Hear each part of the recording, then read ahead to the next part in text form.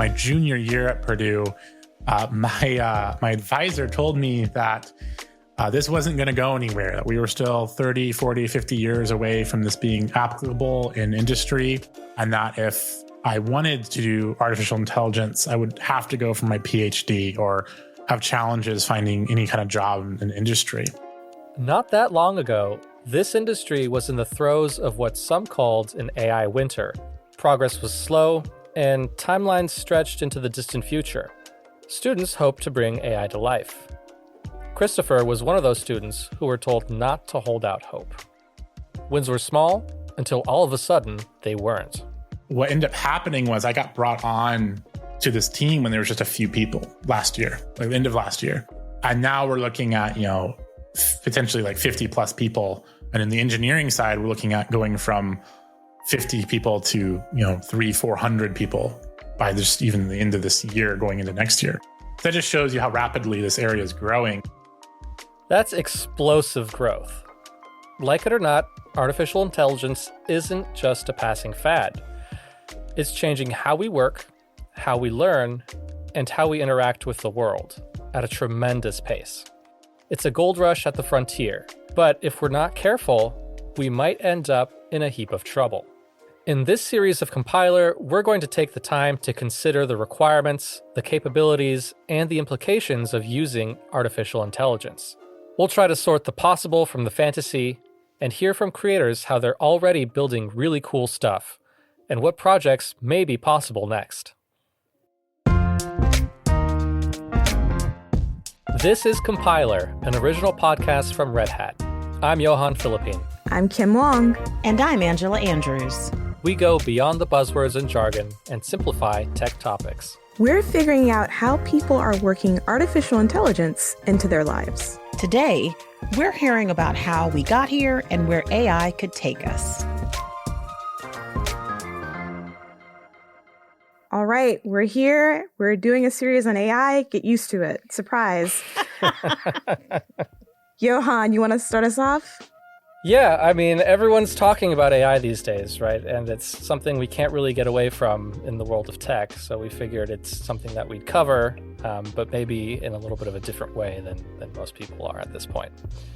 So let's start off with AI in our own lives. How has AI come into our lives as podcasters, as people in technology, as people, in our own daily lives? I'll be honest, I haven't used it all that much yet, and really, probably a little bit of a problem. Well, it has run amok in my life. It seems. Oh yeah, it really has. I use it constantly. I actually did a conference talk on AI. You did a couple of times this year, and it is all the rage. We're using it when we don't think we're using it. I'm introducing people to it. Just the possibilities, and I'm speaking about specifically generative AI, but that's right. Right. There's so many. This is such a huge area right now, and to explore and to understand the differences, I'm interested in hearing what this podcast is going to bring to us. What's next? What's the series about? I know we're talking about AI, and Christopher had a very interesting perspective. Tell me more.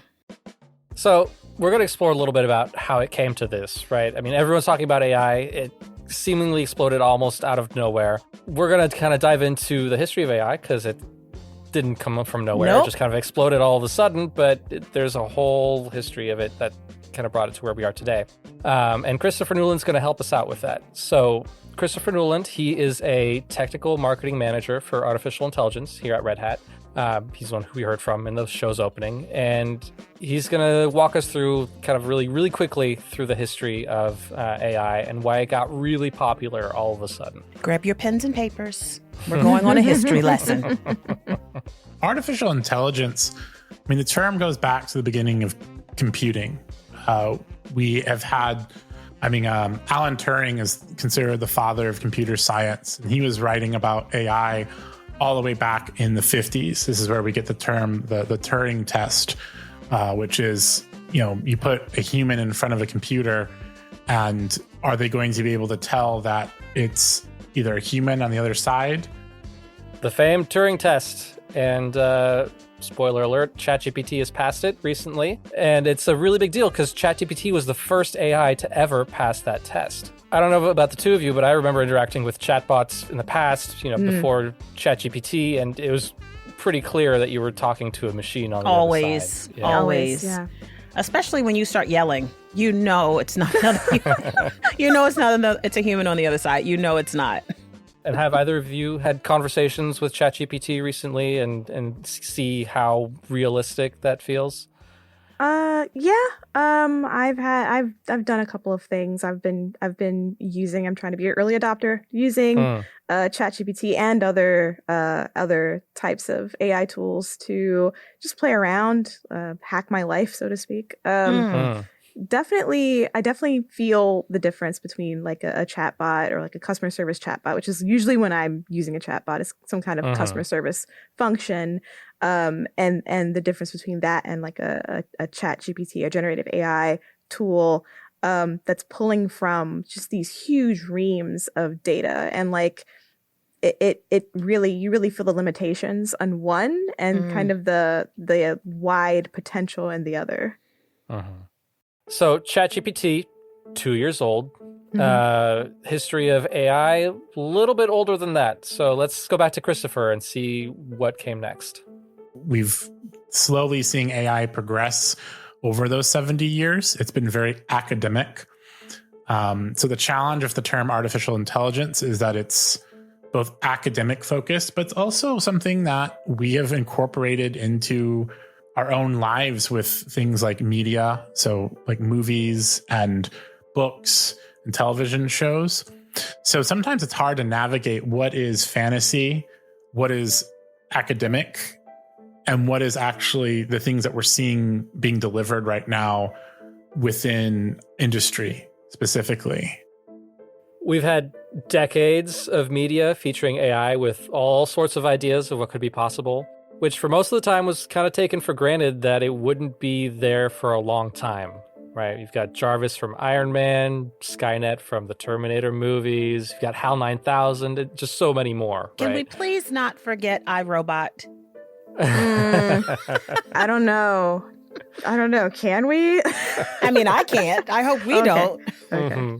That's the thing, though, is do we want to forget about them? Because they teach us quite a lot. And those stories, they're kind of warning signs about like what could be possible with AI. But again, like you read them and you're like, oh yeah, that's so far away. But even in just the past couple of years, has it become a little bit harder for us to figure out like, hey, is this a real thing? Could this be a real thing in the next 5-10 years? Should I be worried? Like, is that something that's changed for either of you and your considerations of media and AI?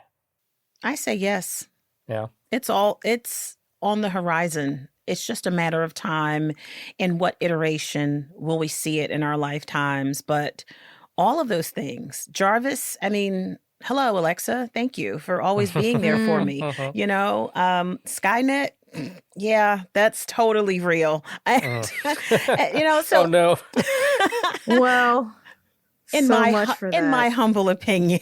But I think we're heading, all those things we've seen in movies and books, someone thought of them, and science is saying, hey, we have an idea here. Let's see how far we can run with it. I mean, iRobot. Robots are here now, and we've seen different iterations of that, what it looks like. Most of it's creepy. And but who knows? Who knows what it'll be in the coming years? I mean, I guess we just have to wait with bated breath for all of this technology to kind of take off.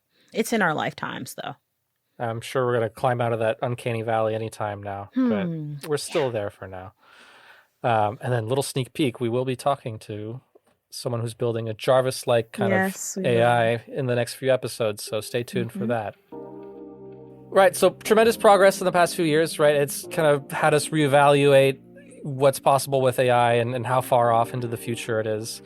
And a lot of that is thanks to a paper that Google and the University of Toronto published in 2017, which really changed the conversation about AI research and implementation. At the heart of it, for a very long time, there had been the debate of, is more data better or worse? And most people thought it was worse, that you actually needed more quality than quantity. But what we actually ended up finding, especially after this paper, is that it really is about how much data that you have.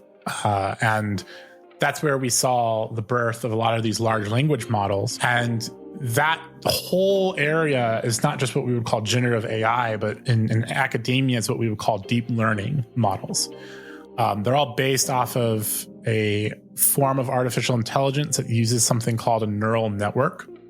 I kind of remember vaguely the buzz around neural networks and deep learning that rose up after this paper was published, right? There was some news around computers winning at the board game Go against some of the masters of that game, as well as video games like StarCraft 2. But nothing much else came of it until the release of ChatGPT 3.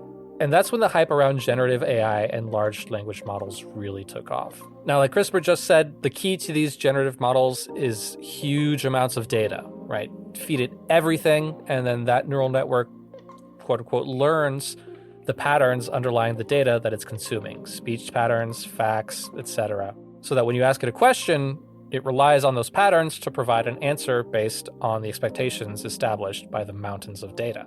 That's very useful. We're still figuring out ways that we can benefit from these models. But the large language models, and we've talked about this a little bit, but I think it's important for us to reiterate, is these large language models are not the only kind of AI, right? You've got reinforcement learning models, you've got predictive AI models, you've got machine learning, deep learning, generative AI, again, large language models. These are all distinct terms, and a lot of them have overlap, but they mean different things. And so even though AI encompasses all of these, we're going to try our best to be accurate about which we're talking about as the series goes on.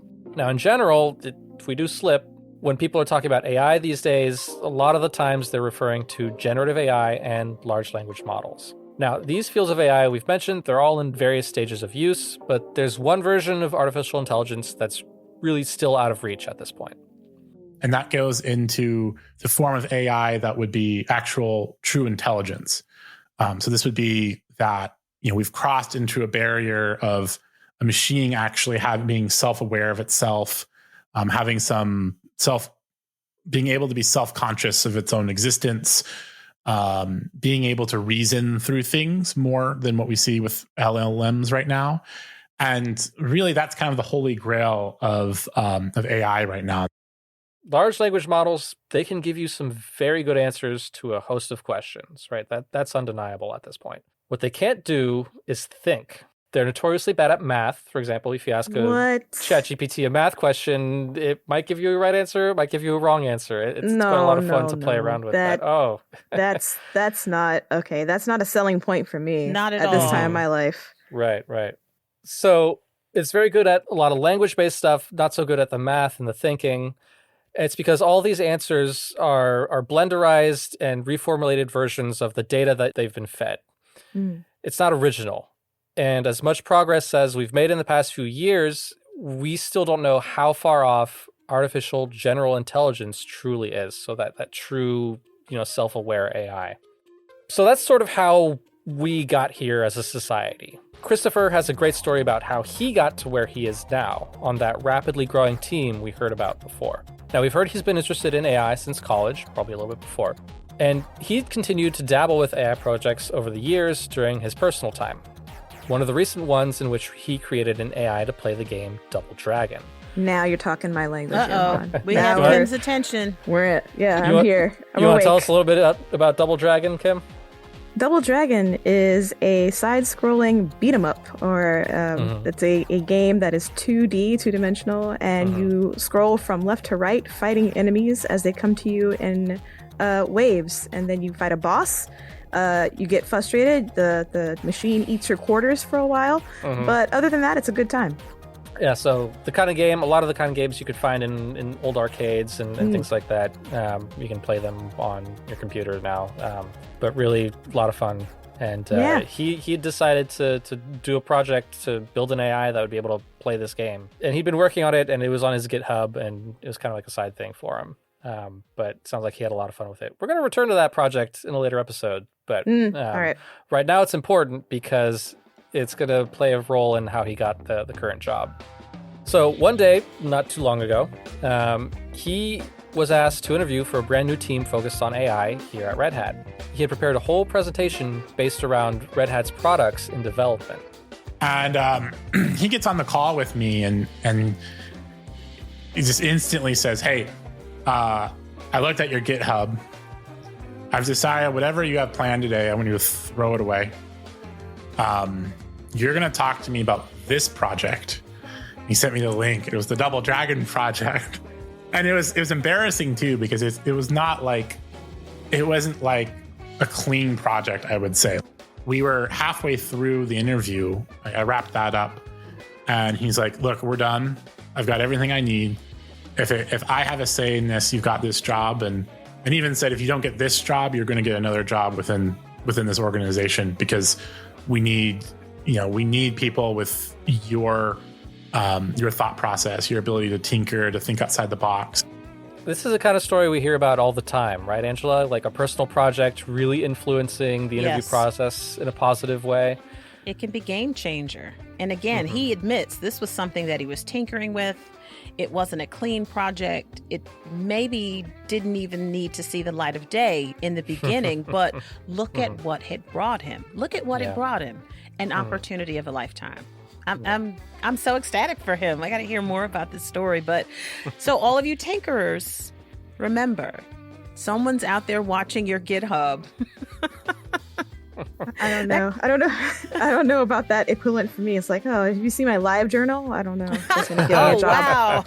Yeah.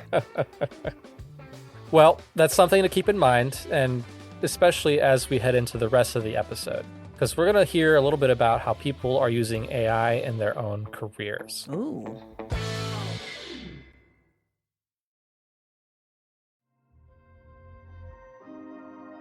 For those of you in the audience at the start of your careers in tech, this next section features the story of an intern you may relate to. We did have an intern during the summer, and I got some approval to kind of use him as a little guinea pig. That's Diego Santamaria. He's a senior software engineer here at Red Hat, and he helped mentor an intern this past summer. Now, for the vast majority of the intern's time here, he learned what interns typically learn and built up a lot of skills in the traditional way. But for the final couple of weeks of the internship, Diego set up what he called an AI experiment. So what I told him is I gave him a few criteria, which was we're going to build a tier 3 application. And what that is a simple application that has a front end, middle end, and back end. So far, pretty straightforward. Now, there were only a couple of constraints for the middle end of the application, and the rest was really open-ended. The intern could choose whatever frameworks he wanted as long as they fit the goal. The application in question was something that I kind of wanted him to build even for his personal web portfolio, which is a queue for getting back to people who might be interested in chatting with him. To give you the architecture that I had in mind, this would just have a place for maybe like a name, email, phone number in the front with a submit button. From the front end, that would go into the middle end, which is Golang processing it to put it into a database. Now, I've been doing this for years. I can write that tier 3 application from memory, but I also know technologies that I'm comfortable with. So, Angela, do you have any initial reactions to this kind of project? Like, is it pretty standard and, Yes. That's something that an intern could do? Yes, definitely. If he's a comp sci major or something like that, he's probably learned a programming language, some middleware, and some database, and he can probably put those 3 pieces together. So it's not a hard reach. So I don't think it was like hazing or anything like that. I'm sure it was inside the intern's wheelhouse. Sure. There was one more constraint, though. You don't say. Yeah, so Diego has the experience to whip something up pretty quickly, right? It's something he's been doing for a long time. He's got that expertise to rely on. But the intern doesn't have that. And the constraint really had him try something new for learning those things in the next 2 weeks. It took me about 4 to 12 hours to get this to a point where I could demo it to him and tell him my restrictions were you're not allowed to use any Googling, no Stack Overflow, I want you to just specifically use ChatGPT, ask it any questions that you want, and from there, build out the same application. What? Yeah, there it is. There's the surprise. Yeah. There's the experiment. I mean, how do you not Google when you're... I was going to say Googling. I was like, no, Googling? Wow. Mhm. You just threw him back into the dark ages, basically. Yeah, Yeah. this is I'm different, afraid right? now. Well, let's hear how the intern and ChatGPT did after 2 weeks. Okay. I have to say, it was nicer than mine. I actually had a bug in my front end that when you hit submit, it wouldn't clear out the text boxes. His would actually refresh automatically. It would clear it out and be ready for the next submission. You know, I'm saying that it took me 4 to 12 hours. I've been doing this now for 8 years. It took him 2 weeks, but he did come out with a new product, and he had to implement 3 different technologies that he's never really touched. Oh, so this Wow. was new. Yeah, new to him. New to him. Yeah. So he had learned some of the middle layer of the application, because that was related to his internship, but the front end and the back end, that was completely new to him. Yeah. I'm impressed.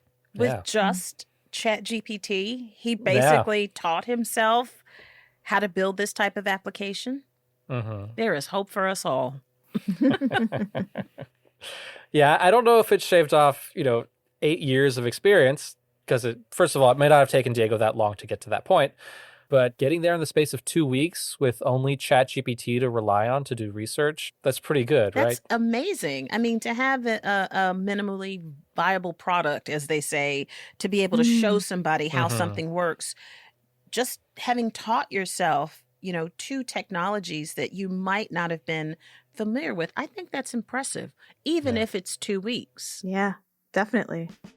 There was, however, a little bit of a downside to this method of learning.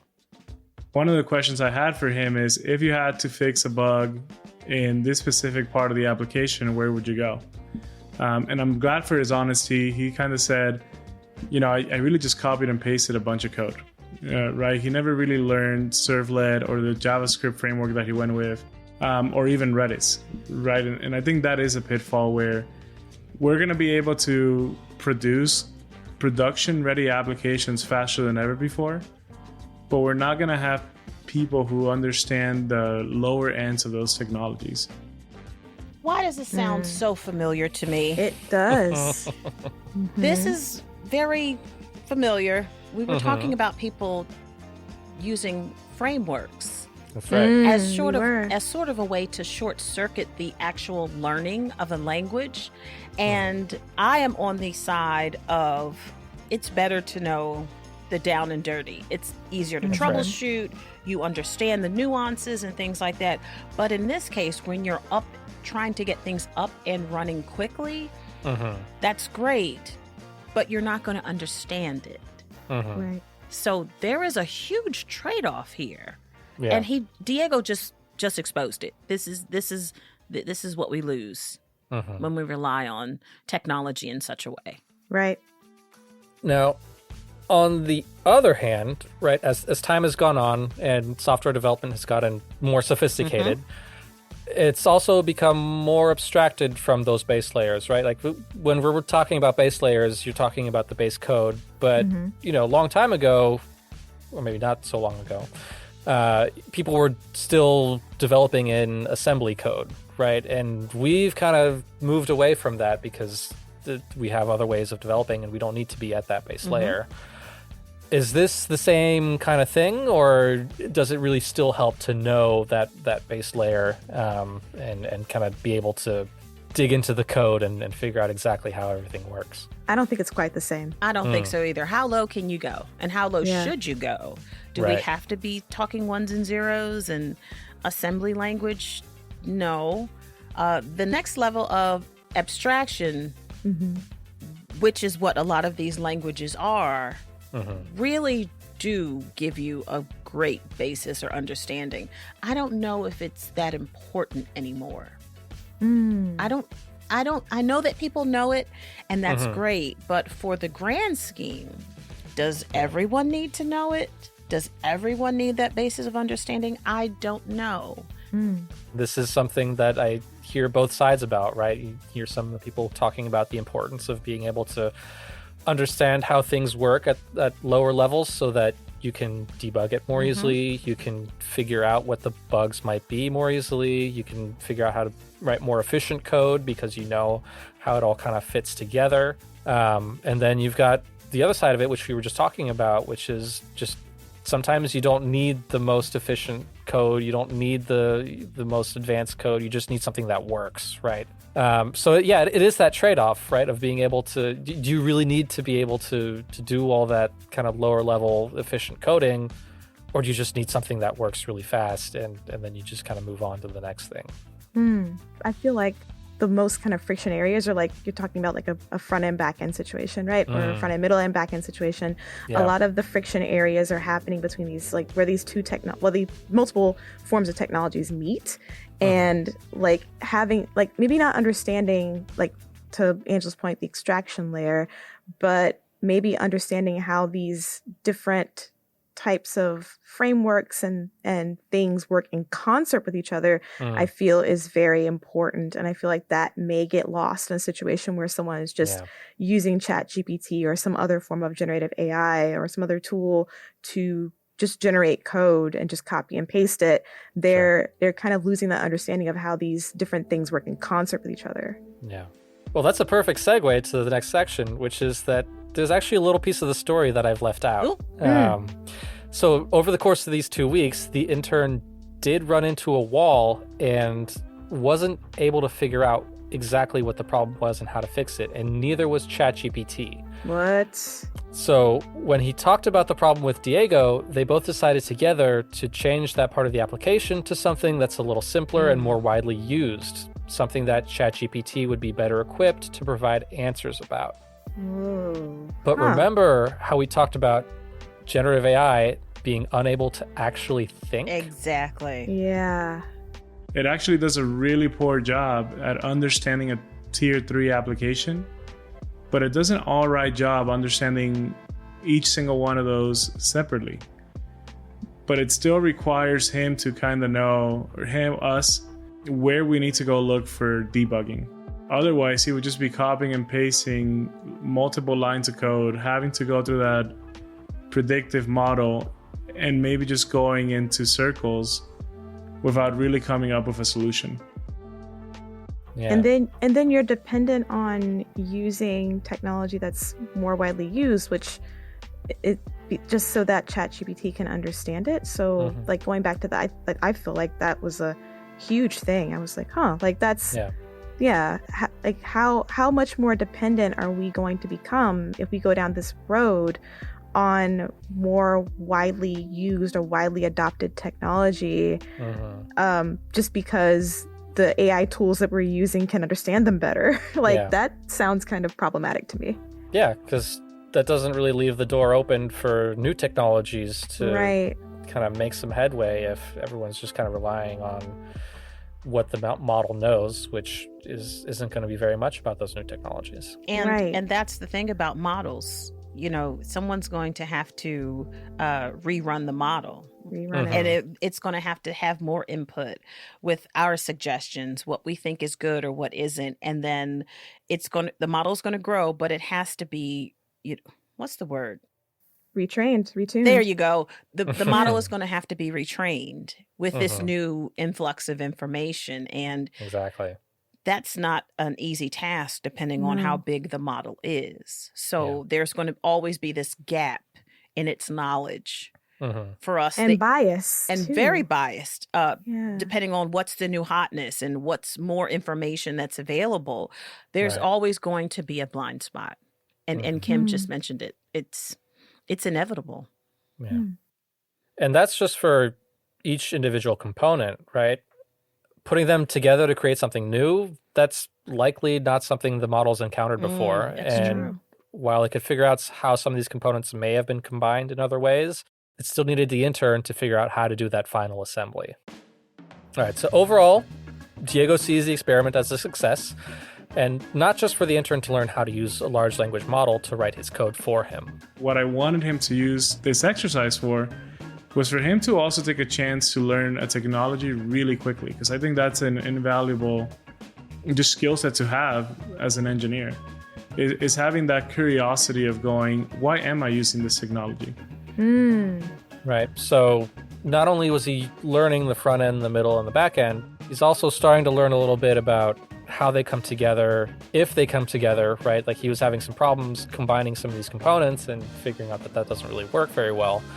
And he's getting that experience, you know, a little bit at a time, or actually a lot in a compressed amount of time, into making decisions and starting to have opinions about which components to use for what tasks. I'm a fan of the ChatGPT rabbit hole and seeing where it takes you, especially for something where you're not familiar and you're constantly expanding your understanding of something just a little bit more, and it can be time consuming, but in this scenario, when you're really trying to understand something where it's not returning to you this very clean, precise way to do something, you're learning around it, and you're getting the more detailed information that surrounds it, and that only expands your knowledge about this topic or these topics. It definitely can't hurt in this scenario.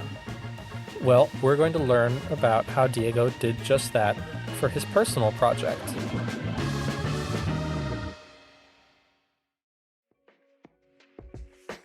All right, so Kim, why don't you tell us a little bit about how you heard about Diego in the first place and why we wanted him on Compiler?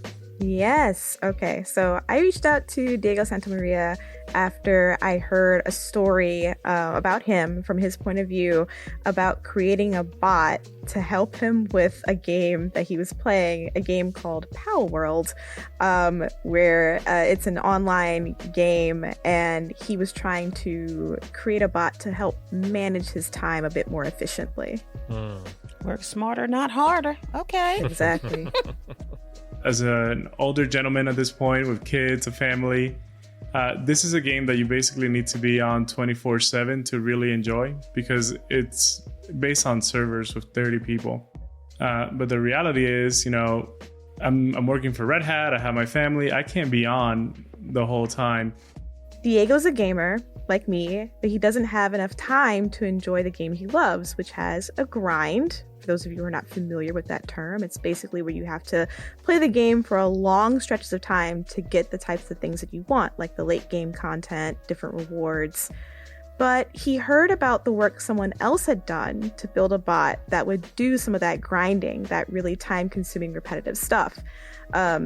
And trust me, I'm interested to learn more, because I have some grindy games myself, so I want to know how he did what he did. There was actually a modder in the community who came up with a mod called Human NPCs. And in my mind, I said, well, I'm a software engineer. I'm sort of smart. I can probably figure this out. But, you know, what I would say the hardest thing to do in this field is really just that first step. He wanted to build a bot too, but he didn't know anything about game development. So he turned to that modder and to a large language model for advice on how to get started. What he got was a detailed learning plan, getting started with the game's software development kit, how to develop with C++, how to structure game logic, and much, much more. It made a really daunting task just that much less intimidating. I've never touched C++ or Unreal Engine 4, but these AIs can write it for you. And then me with just kind of like the years of experience, I can kind of look at that code and syntax and go, okay, well, here's where I want to make an addition that takes it past the restriction of the generative LLM. So Diego can combine his years of software development experience with the information provided by the large language model to make progress much more quickly than he would otherwise be able to. While he hasn't really gotten as far as he'd like to go yet in building this bot, he's really looking forward to it, and he's got a plan to get it done. All right. Today I learned that AI can write in Unreal 4, and I am going to be making the side-scrolling Metroidvania of my dreams. I'll be right back. Oh my. So this is interesting. I mean, he put all of this together and he got a learning plan, like a path in which to learn how to do these things. And to me, that is amazing. And I think that's what some of us would hope from AI, that it could be a teacher and kind of help us work our way through these types of problems. And I'm really interested. I hope he shares his GitHub repo with you at some point, Kim, because this is huge. From going to, I don't know how to do something, to looking at the information that's already out there, turning to a large language model and getting the advice that he needed. This is game changer. Again, it's not perfect because nothing AI is, but if this isn't a step in the right direction, I don't know what is. And some of these games, listen, 40 hours, 50 hours, 60 hours, I have a mortgage.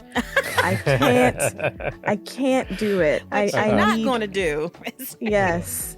If AI can help me get those loot boxes and I can still keep my job, I need to get on it.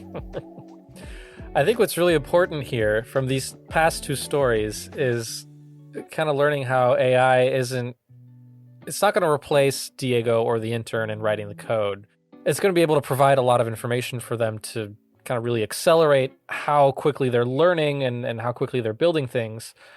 But it's not yet capable of actually putting these projects together and actually building the things and knowing, what the end goal is and coming up with the ideas and all this thing. And that's really, I think, the crux of what I wanted to get to with this episode, which is AI is here and it can be a huge boon for us as an industry in moving forward a lot more quickly than we used to be able to. We're going to bring Christopher back to close the episode with a few AI projects that he's helping with that are outside of the tech industry. AI can be used to enhance not just industry, but outside of industry. I'm involved with some projects with the UN right now on how we can use this for bettering humanity. And it's been a really great process. There's some groups that are using it to help the bee population in the world, and grow the bee population, or identify certain hot areas for like malaria, for example. These are ways that you can incorporate AI in your own disciplines that can not just be used for industry purposes, but outside of industry that's just bettering our world and our day-to-day lives. Using the power of AI for good. Yeah, we're going to see grinding in Pow World or saving the bees. We're going to see more and more of this as we go on. Yeah. I think people are going to find those use cases and explore them in a way that we realize we have to take advantage of this. Again, Johan said it so perfectly. It accelerates our learning. And now that this curve has kind of been flattened a little bit, this is going to help us make inroads in a lot of these other industries and technologies using this type of technology. So I guess we have to keep our eyes on it and see what happens. Again, using your powers for good. There's always another side to this, Sure. We haven't talked about it, but I love to see that Christopher has found his thing and he's working on these projects that are changing lives. Good for him. Yeah. I'm really encouraged that we're getting to the point where that's actually possible of using AI to help make these projects a reality, right? I mean, that's what we were talking about at the beginning is we had this concept of what AI was and how far away it was from being reality. And now we have ideas of how to actually make it real. The future is now. So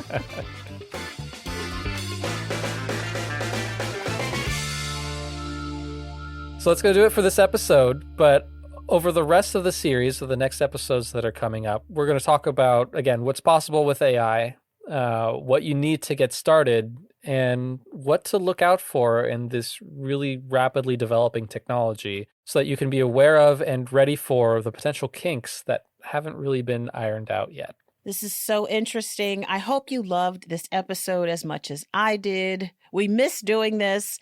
We have to hear what you thought about this episode. And you know what to do. You have to hit us up on our socials at Red Hat, always using the hashtag #CompilerPodcast. What do you think about the use of AI? And have you seen some really cool applications? We would love to hear about it. And that does it for this episode of Compiler. This episode was written by Johan Philippine. Victoria Lawton is definitely not an AI who's taking over the world. Thank you to our guests, Christopher Newland and Diego Santamaria. Compiler is produced by the team at Red Hat with technical support from Dialect. Our theme song was composed by Mary Anchetta. If you liked today's episode, please follow the show, rate the show, and leave a review. Share it with someone you know. It really helps us out. All right, everybody. Take care. Air hugs. Bye. Air hugs.